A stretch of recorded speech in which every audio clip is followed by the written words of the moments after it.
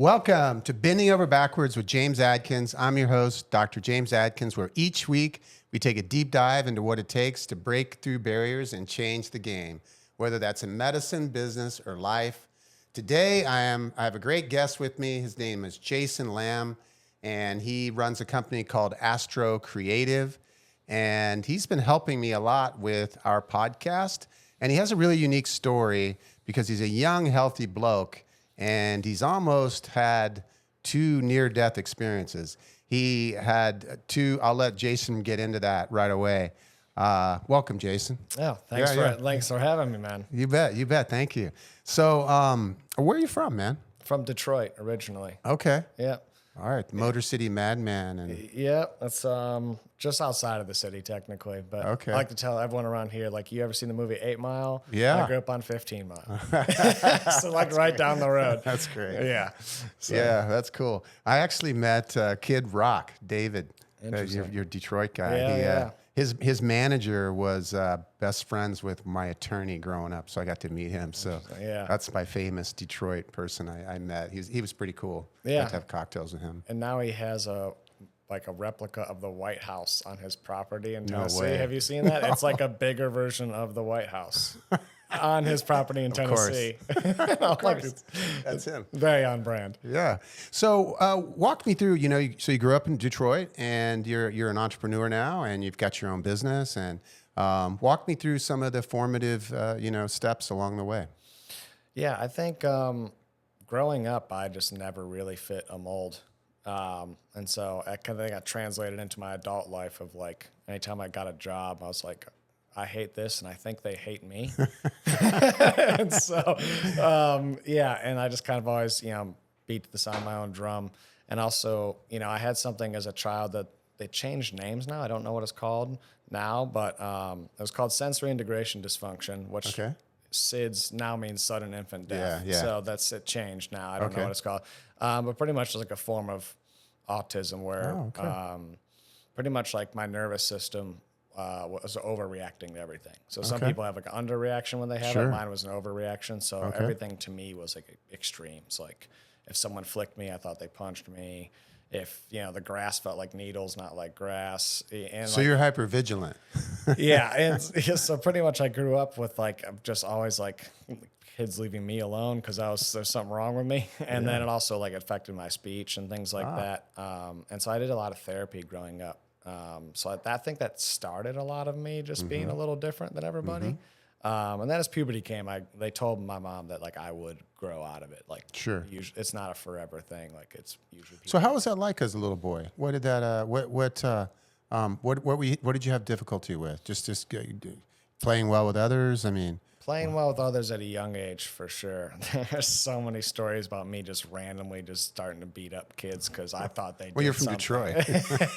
That too. But there was, and I think, just the awkwardness, and I couldn't really communicate. Speech was hard for me, so I think that also was probably something that really angered me if I felt something so extreme that I couldn't communicate it. Sure.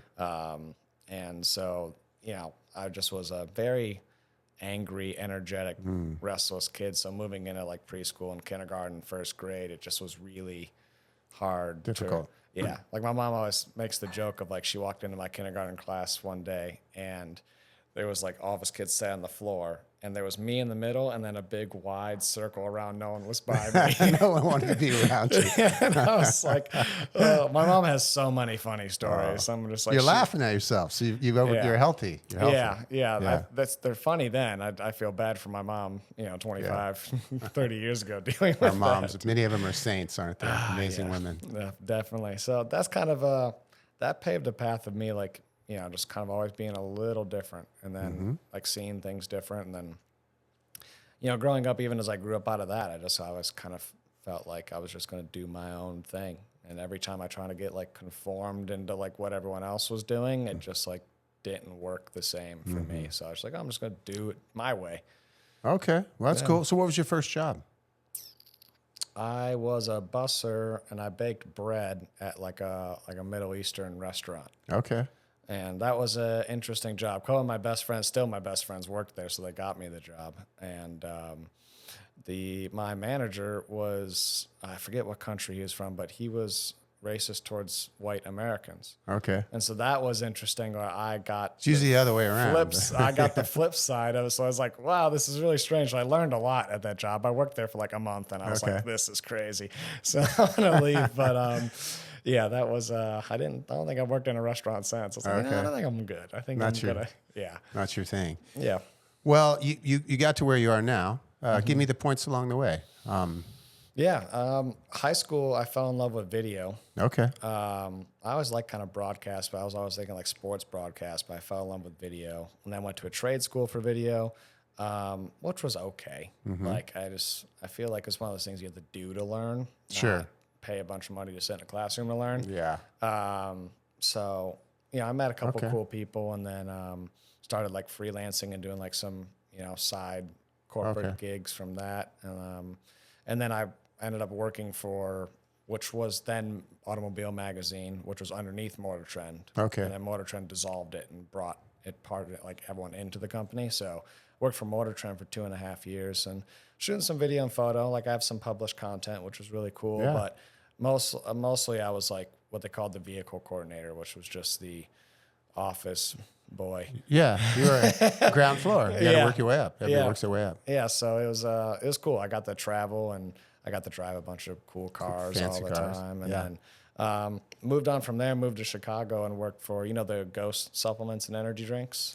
I don't. Okay, yeah. Well, don't. if you walk into a gas station, next time you walk into Okay. any 7-Eleven, you'll be like, oh, Ghost energy drinks. You'll Okay. see it. But All right. yeah, they have a whole supplement line that they started with. I was like their first like full-time marketing hire Okay. after that. Super cool company, super rad guys, super visual creative. They changed the way that the supplement industry really functioned, but it just wasn't a fit. And so I ended up having to go and leave there after a few months as well. And that's when I kind of started the thing of like, I've worked a lot of odds and ends jobs. I've worked a couple corporate jobs. Maybe I was like, I'm broke. I'm moving back to my mom. So maybe I should just bet it all on me because I ain't got nothing to lose Yeah. anyway. Yeah. It's a little different when you got nothing to lose. Yeah. It's just like, I'm going to wake up Take a bold step. and want to wake up and like say hi to my mom either way. Yeah. So, Yeah. Yeah. so that was kind of the start of Astro. That was 2017. Okay. And That's 8 years ago. That's when you started your company. yeah, Astro almost Creative. That's your new company. Yeah. almost 8 years ago. Okay. Yeah. Very cool. Took the leap of faith. What does Elon Musk say about being an entrepreneur? Something about looking into a lion's mouth or something? And Yeah, I didn't know what I was doing or getting myself into. Sometimes I still don't. Yeah. That's part of the fun in it, or the scariness. Yeah. But yeah, I mean, for then it was just me and my partner Alex that we both shot a lot of like freelance video together, and so we were like, hey, we're just gonna do this thing and okay. try to make it work. Okay. And that's kind of how it all started. Yeah. And you've been evolving that, and I know you're we won't talk about because you said that you can't discuss it too much. But now you're doing a merger and acquisition and think with other companies, but in a similar space, right? Yeah, it's still marketing. It's marketing. Yeah. Okay. But yeah, Astro's changed a lot over the years. Feels like every year for a while we were like a new company, and then I think the pivot really started to move in 2020. Okay. We stopped being just a video company waiting for the next gig and realized there was a gap in the market. Everything was forced to go online because we couldn't be in person. Yeah. So it's like, oh, we're just going to start building out content strategies and brand building strategies and like just pump content. And then when TikTok started to become a thing, it's like, okay, now let's take data and see what's driving to get views and how can we mix original content with, stuff that's going viral and, and kind of really build brands. And then from there, social media posting and management was added, and then partnering with ads companies to run ads so that way we can actually sell an ROI. Sure. And then it just kind of started to build and stack from there. Great.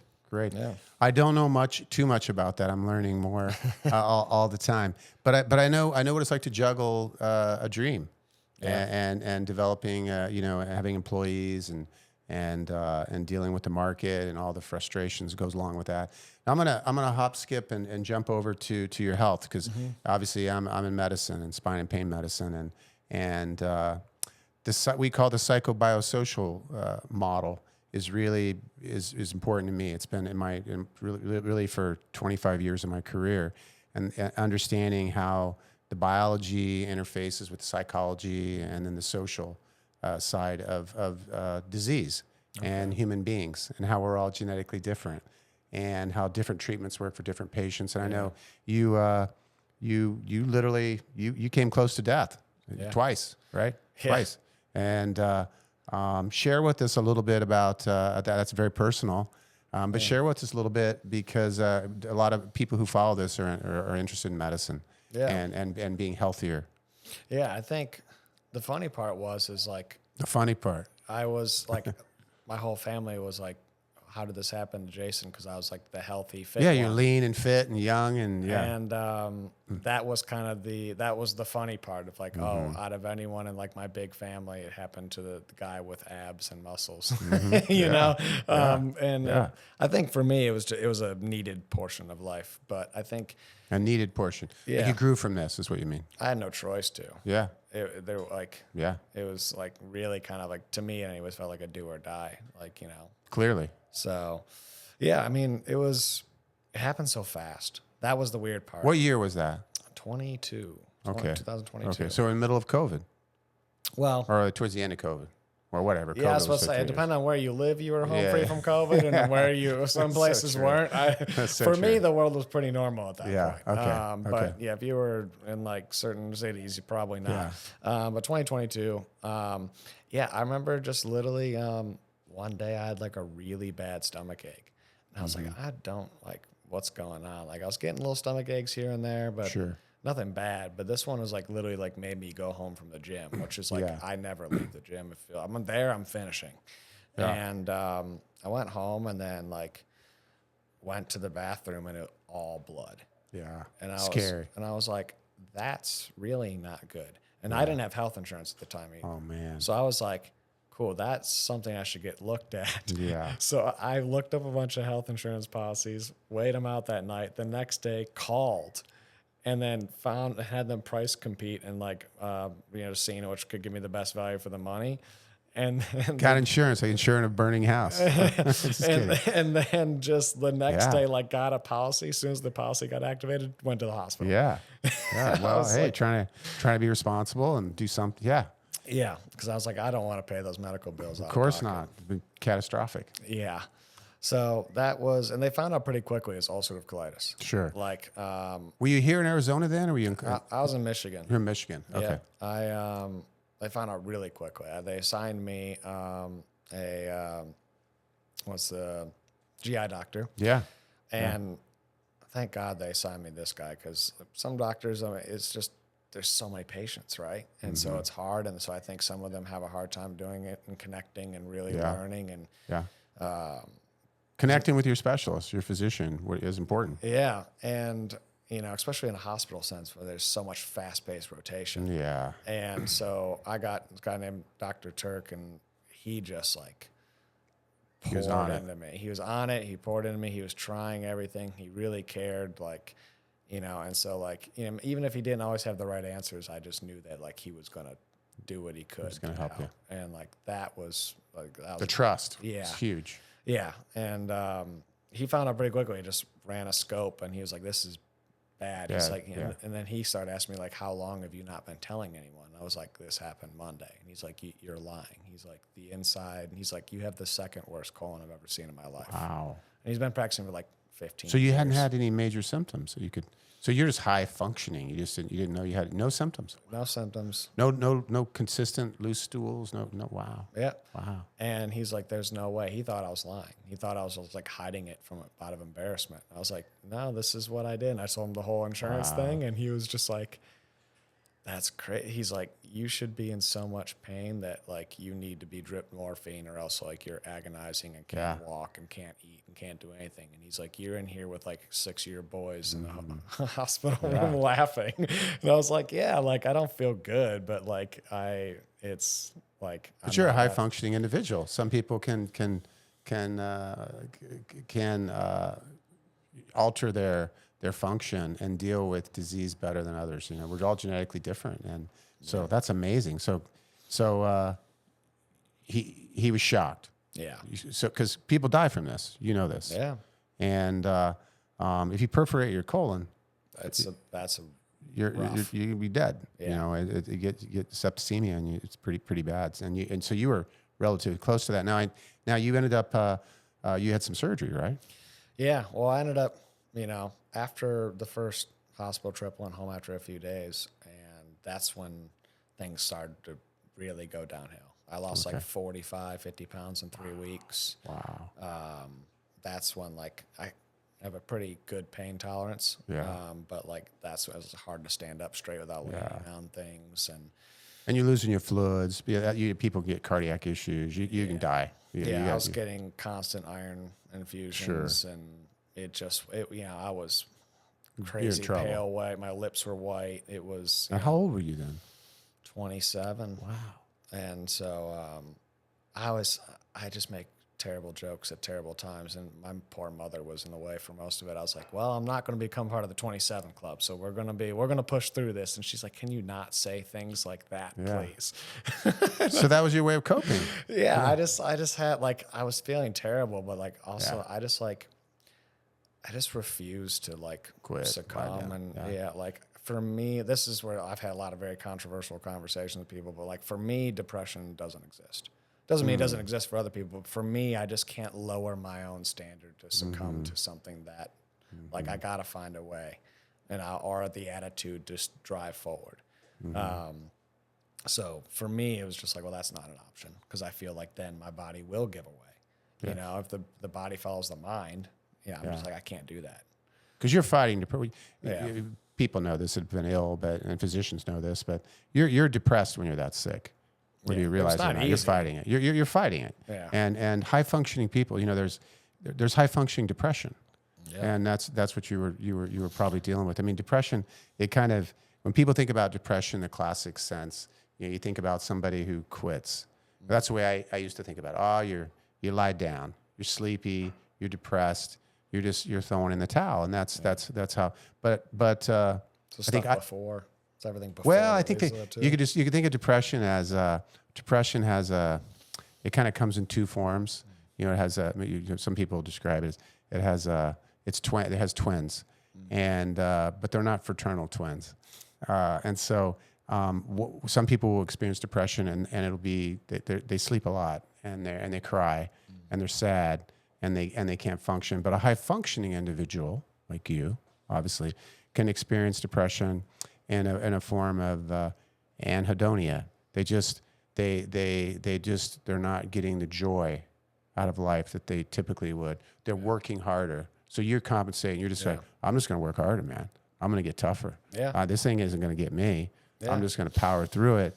And that's a way of coping. That's how I cope too. Yeah. You muddle on, but it can get you, and then you just try to outwork it. Yeah. And you're just not happy and experiencing joy. But anyway, that's admirable. You just didn't quit. You wouldn't quit. No, I mean, I think it's not in my nature to. And so I just I was in and out of the hospital for like 6 months. Wow. And then just trying to find, different infusion medications and different types of medications and immunosuppressants and all this stuff. And I was like, I don't like any of this stuff. Yeah. I don't want to take any of this stuff. But it's like right now I don't really have the choice. Obviously business came to a screeching halt. It's just well, when you're in an acute bout, when you're in an intense acute bout of ulcerative colitis, you need a brilliant GI doctor like you had, and you're going to have to take some medicine oftentimes to calm it down. Yeah. Right? And that's what you had to go through Yeah. to save your life. Well, the surgery had to save my life because medication was not working. It wasn't working. Nothing. So did you have a resection of part of your colon? Is that what you had? They had to remove my whole colon. Wow. So I went in. They upped my steroid dosage, and then that made me feel a little better. But then I started going right back downhill a couple of weeks later. After 6 months being in and out, went in. They did a scan of me, and then my GI doctor was like, "Hey, I'm going to do a scope in the morning." And then he came in. He's like, "Hey, I'm not doing the scope. I'm getting you a surgeon. Like, you're perforating right now." He's like, "So," and I was like, and he's like, he's like, "You have the choice, but you'll come back probably in a bag." And I'm like, yeah, you don't want ileostomy. Yeah. Yeah. Well, he's like talking me in a bag, or if they save my life, I'll have a bag on me. Yeah. And so, because he's you're pretty much perforating or about across the whole thing. It's not just one section where like some people like a one part breaks them. He's like, yours is opening like a zipper right now. Oh my goodness. So he's like, I don't really give you much of a chance to live. My So goodness. he's like, How does that feel? I mean, you're young. yeah. I mean, I know you're tough. I've talked to you. You're leaning forward in the saddle kind of guy. But how did you process that? That was extremely emotional. Yeah. I mean, it was just me and my mom in the hospital room at that time. So like we just kind of sat there and like waited out, and then Man, that's brutal. yeah, we obviously we shed some tears for a bit, Sure. and then but and then he I was kind of reluctant. I didn't really want to do it, but I kind of knew I had to. And he's like, if you somehow even miraculously heal, he's like, I wouldn't give you a decade before you got colon cancer, with everything. He's like, so like he's like, I would have this exact surgery and this exact surgeon do this on my own children. And I was like, got it. all right, let's do it. Let's do it tomorrow. You like, let's get it over with. And my dad lives in Tennessee, so I called him and I was like, "Hey, like they don't know my odds in and out of this surgery because I'm so sensitive, and I could perforate before the surgery." So I was like, Good to see you. You probably should get up here." Yeah. And so he rushed up, and after I took a nap, after like me and my mom were crying and had the emotion like kind of let out, I took a nap. And I woke up. I was like, let's just get this over with. Yeah. I was just like, let's just go. Like, I don't want to wait around anymore. But that was probably one of the worst nights of my life because they have to take you off your medications and off the steroids and off everything. Of course. Can't operate on some steroids. Yeah, blood. Yeah, your blood's too thin. And so I had no control of symptoms. So you're just in pain. You're just sitting you're just on the toilet. It's brutal. I mean, I was just bleeding all over my own hospital bed and stuff like that. And, having people my age So young. bathe me and clean me. I've never felt so helpless as an adult or really ever. Now, are you? I know.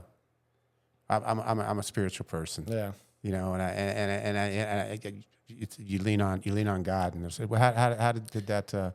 Are you inclined that way? Or? Yeah, that was God's wake up call for me in a lot of ways. I think in certain ways I was going down some Dark pathways that were like not meant good for me you. whatsoever. And I'm a bit stubborn, a little less now, but I was really stubborn in those times. And I think God almost had to like stop my life to like for me to like let him in a lot more and dive in there. Cause I grew up in and out of the church pretty often. Sure. But yeah, just, the longer you go without any kind of spiritual connection, the more you stray away. Sure. And so I think, I had to have something kind of radical put me back on path. So you have that surgery. Yep. You survive. And That was the first time I almost died in that surgery.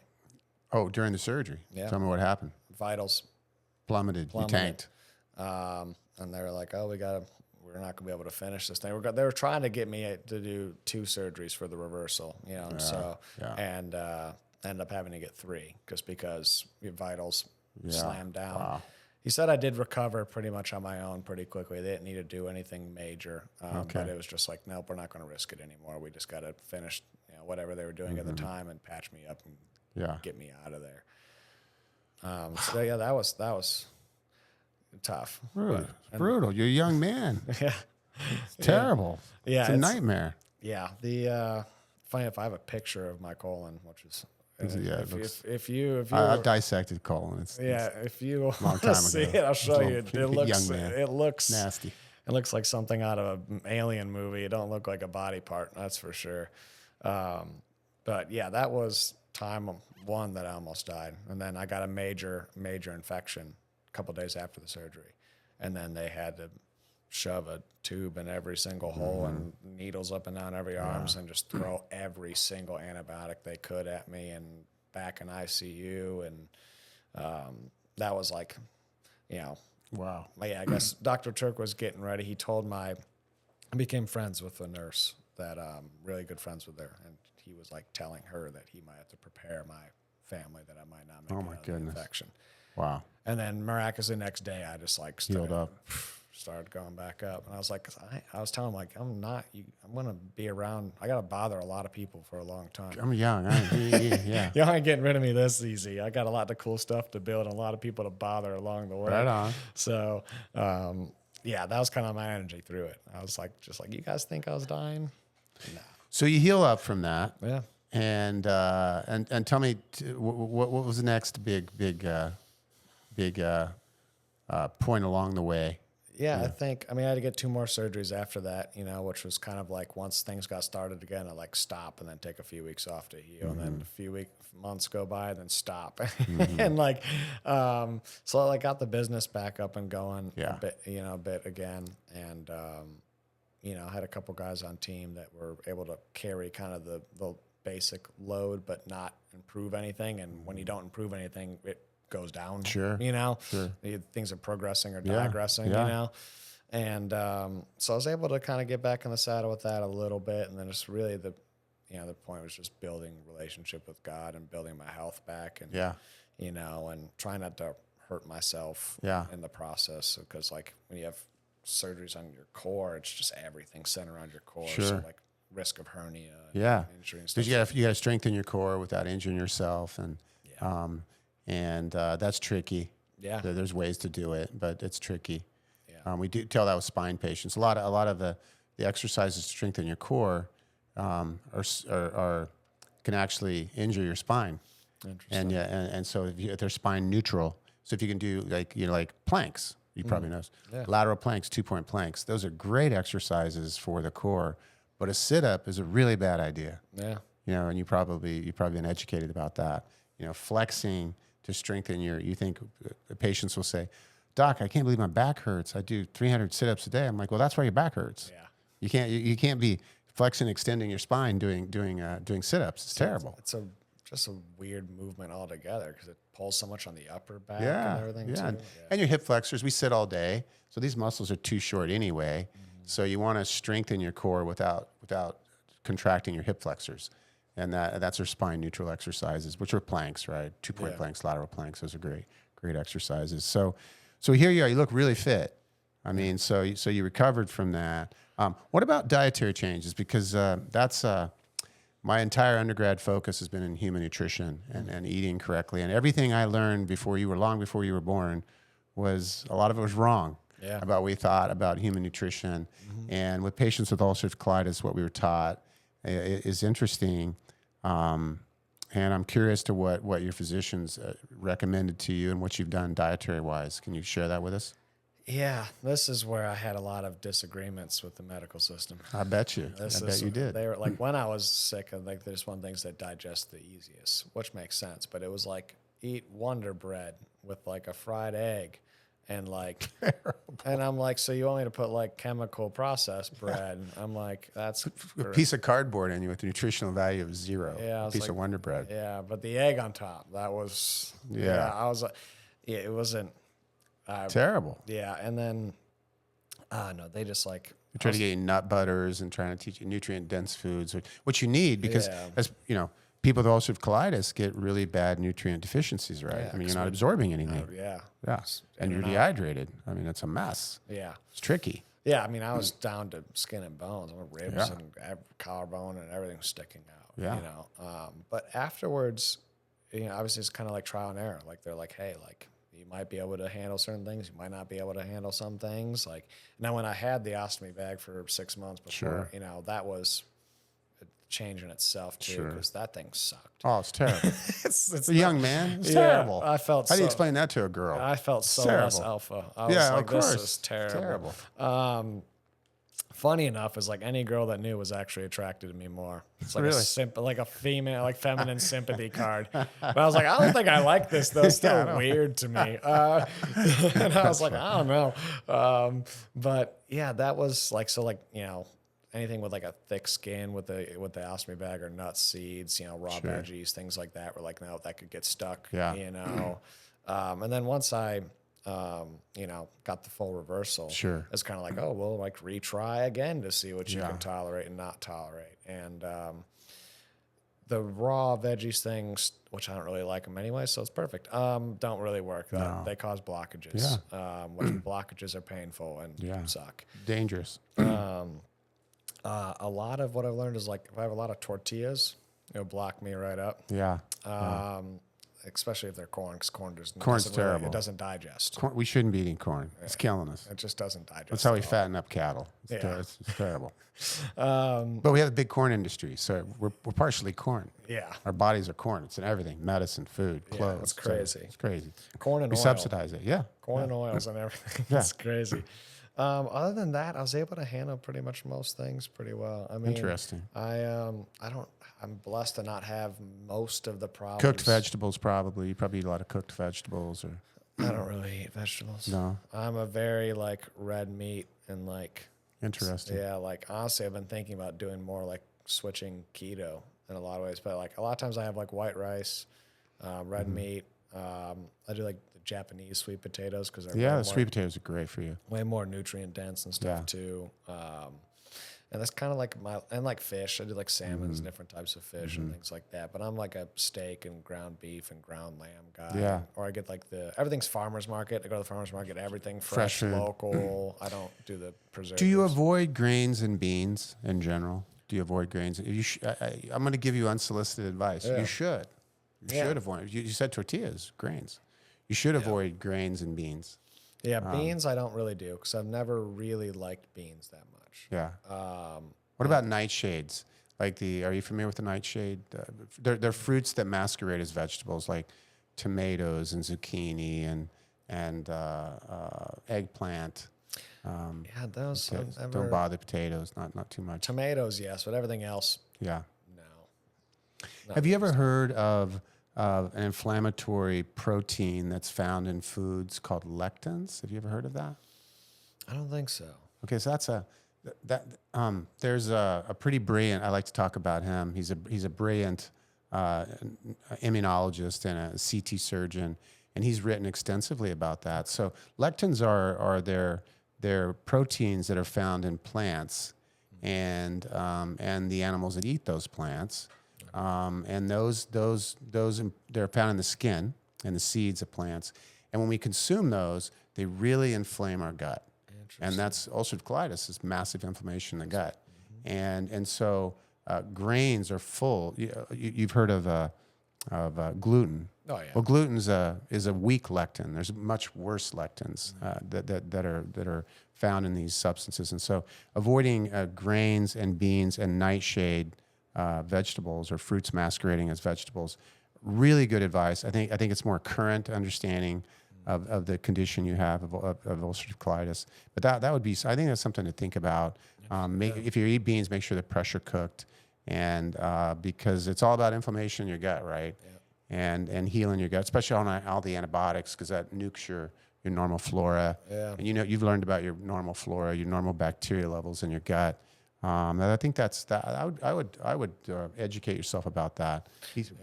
I think I've done certain education, but I'm always willing to learn more. Yeah. So I think also like we're figuring things out at such a rapid pace We are. now. And I think that's super cool. And then like media outlets like this are exposing like what is knowledge that people couldn't get access to. or that the news will never tell you. Or, you know, like. Yeah. We got a big corn and grain industry here. They support Congress. I mean, you're right. You're right. Yeah. And so, I was really been thinking about switching more keto route and just like getting rid of the grains. I was just in Italy, so I was eating pasta and grains every day. But that's a different story. And why and interesting, I want to talk about that for a minute, because my wife grew up on the border of France and Italy. Yeah. And so we would go to Europe and we would eat pasta and eat ice cream. And my kids wouldn't get sick. And those aren't things, if they eat it here, they get sick. Yeah. And I'm like, why is that? Well, there's two reasons. You probably know this. The dairy there, the cows have a genetic defect, and their protein in the milk is called A2. Mm-hmm. And so the Guernsey cows, have you read about that? Yeah, because the Holstein cows, the black and white ones here, they produce a lot of milk, but they inflame the heck out of us. I mean, I haven't drank milk in years. We really avoid dairy. But you can have dairy when you go to Italy, and you're fine because of the A2.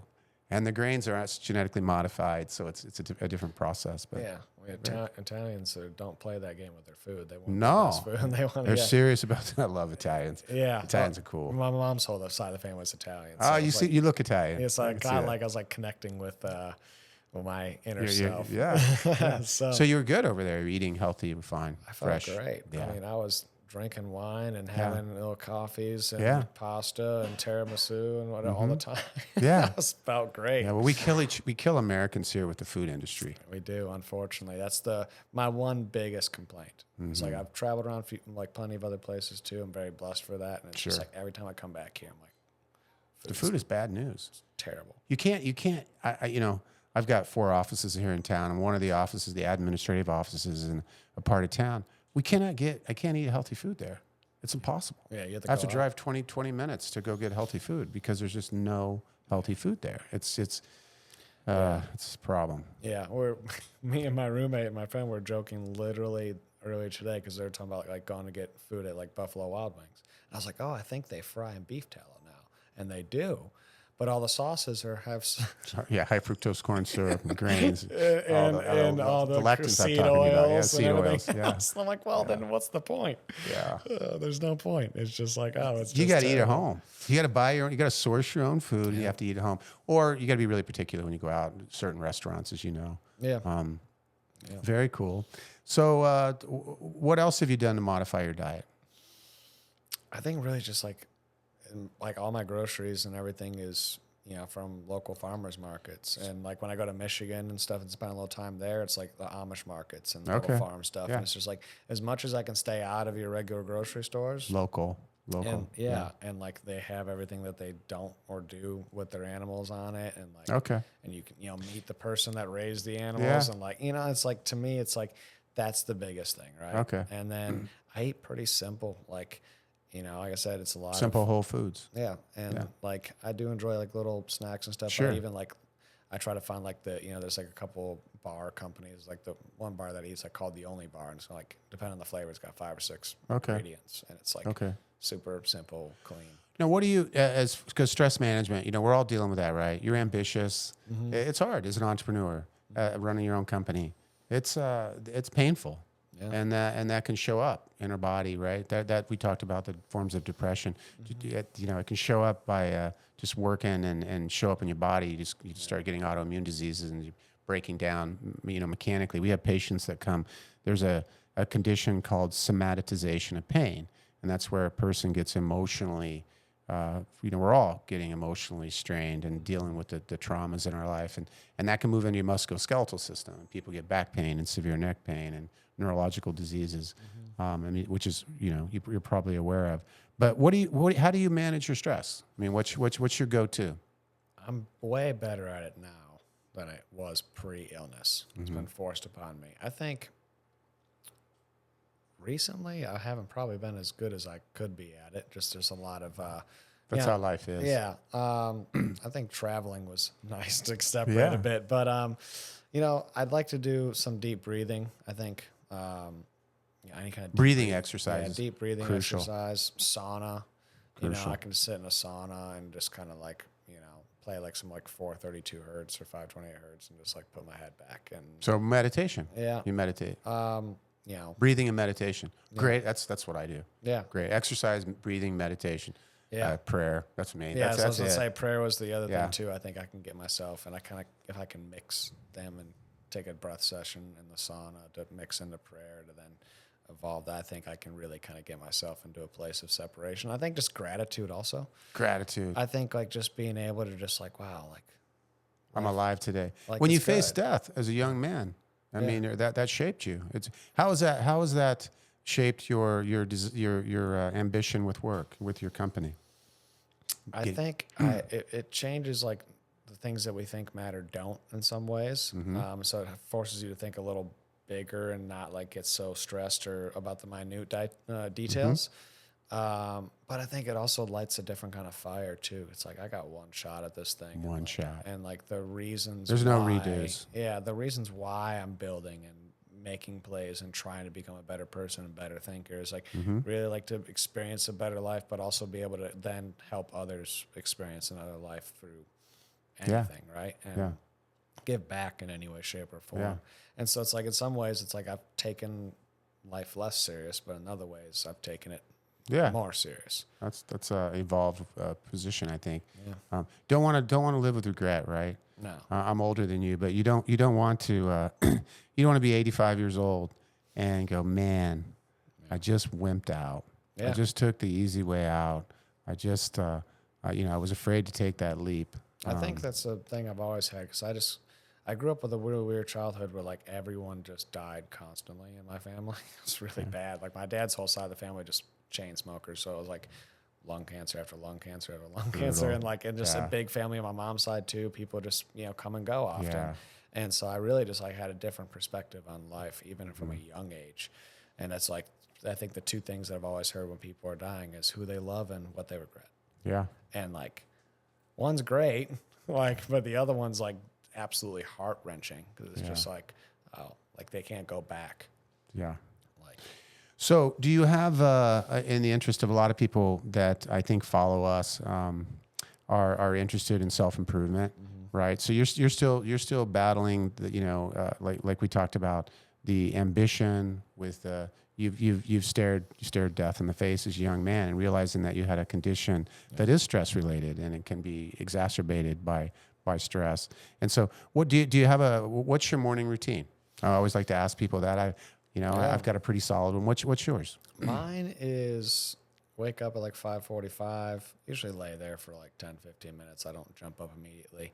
Kind of just loosen up, shake my body out. Then I go live in a apartment complex that's got like everything I need, which is nice. So go downstairs, hit the Stairmaster for like 20, 25. Okay. Get your cardio. A little, Yeah. Usually, I need to buy a new book right now, but usually I read a book. Okay. Because if you just tell me to sit and read, I'm not going to. So that's my time to actually get the book time in. Yeah, in the morning. And then I go right into a workout. Okay. And then I go right into sauna. And then from there, I do like my little morning moment, little prayer, a little time to breathe and, sort myself out, get ready for the day, plan the day, action. Is that a new thing, or is that something you've been doing for a while? That's adapted to because I just moved into my new spot 3 weeks ago, and so like the building's got everything. Okay. Well, I went from a house to an apartment, but the apartment's got everything, and so it's like I don't have to drive to go anywhere, and it's so it's like I like it where I can just have convenience and I'm just dialed in, and that means like my 8 to 8 or my 8:30 to 8:30 is like maximum productive hours of just work or necessary life things to kind of keep the needle moving forward in the right direction. But before that's all like just mental, physical, spiritual health focused. Sure. That foundation, it's everything, isn't it? What about sleep? How do you manage that? You a pretty good sleeper? Probably not. Probably I've never done like a sleep, I don't like the Whoop bands or anything like that, so I couldn't like measure it or don't know. A lot of times I fall asleep when I fall asleep, and like waking up early helps me go to bed earlier. But I'm a very much so like I'm a lot like my dad.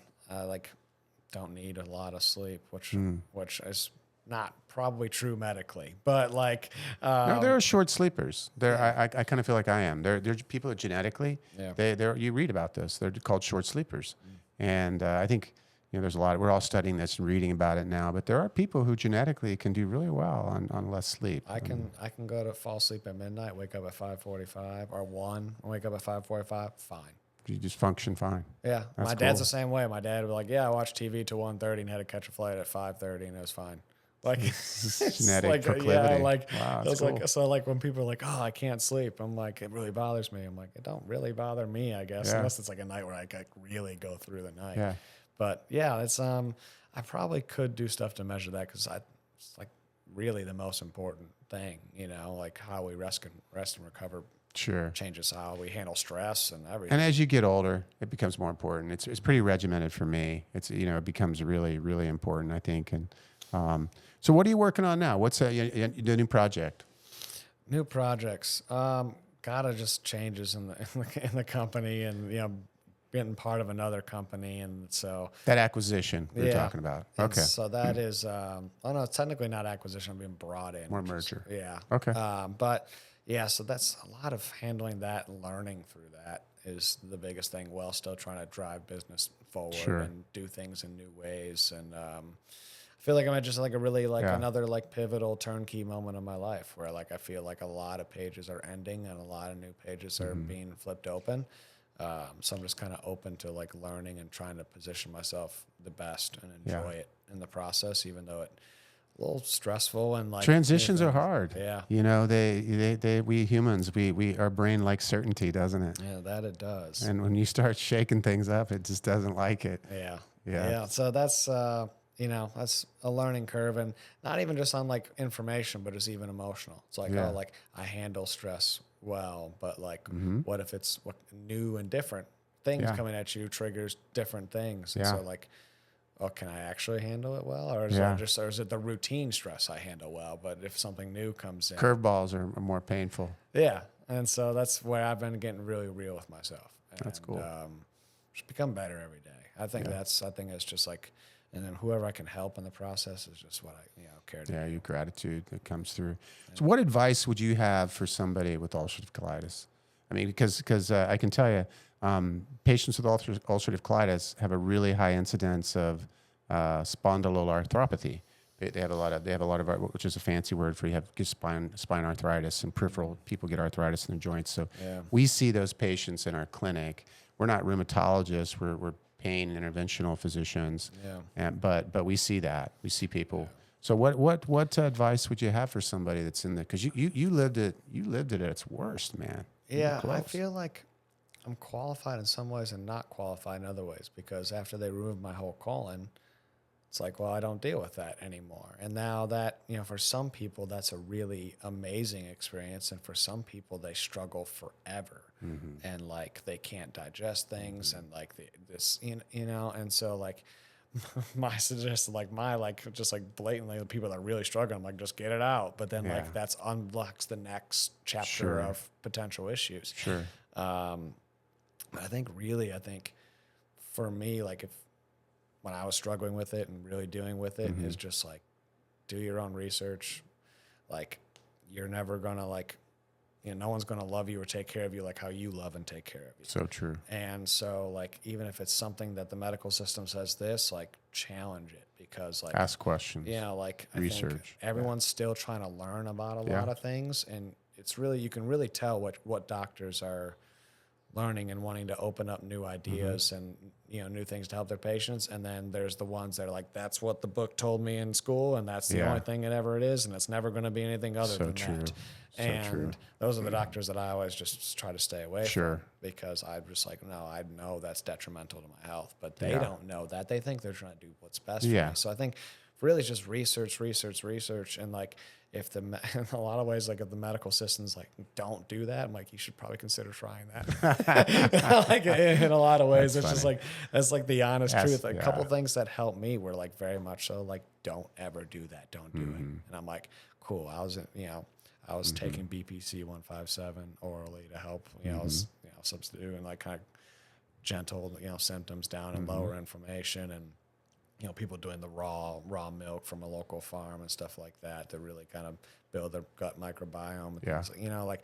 Like that doesn't mean that it's going to work. Yeah. Like every person's different. Yeah. But I think like try some things because like they're, like it's an experiment really in a lot of ways. Everyone's learning like what medications work on you, what don't work on you. So it's like, well, who's to say like you can't experiment outside of that Yeah. if there's some real concrete evidence. Like don't make emotional decisions. Like really like double, triple check sources and don't make sure. I mean, if it's worked for one person, maybe don't take that as something you try. But if it's worked for many, That's good. That's good advice. Yeah. That's great advice because we're all so genetically different. yeah, And that's like we talked about, the biopsychosocial model of healthcare and disease, and making sure that you realize that we all come with different experiences and different physiologies and different social support networks, and all those things are really important for helping patients get better. Yeah. Well, I really appreciate your candor, and that's and sharing your walk today. That's really cool, man. And you're a young man who's got a bright future ahead of you. And I just think it's cool. You're challenging, some of those those conventional that conventional advice you're given, and you're staying ambitious. Yeah. You know, I mean, you're getting on with it. So I just respect that, man. That's awesome. Thank you. That's awesome. Always trying to get better, one day at a time. It is it's a lifelong aspiration, isn't it? Yeah. It's exciting. So where can people find you, your company? Well, Astro Creative, our website's like so outdated. We need to get a new one built. Okay. That'll happen at some point this year. All right. Hopefully. Okay. But on socials, on Instagram, I'm just Jason Lanham 444. Okay. That's pretty simple. And then like Spell that for him. JASONLANHAM and then 444. Yeah, I'm pretty active on there. I post a few times a week, stories almost every day. So you'll see kind of what I'm up to. A good blend of like professional stuff, client stuff, lifestyle stuff, steak dinners. Very cool. Steak. Everyone likes steak. Yeah, steak. And just good people that I'm around. I always like to capture the moments. So yeah, it's pretty much that's the best place to find me. Really, is Instagram. Okay. Yeah. Very cool. I hope today's episode helps you stand taller in your own shoes and you learn something about human beings overcoming trauma, overcoming life, potential death sentence. A young man facing that at a young age and using that energy and those lessons to be ambitious and get you where you are today. Thanks a lot for coming today, man. Thank you. I appreciate it. Awesome. Awesome.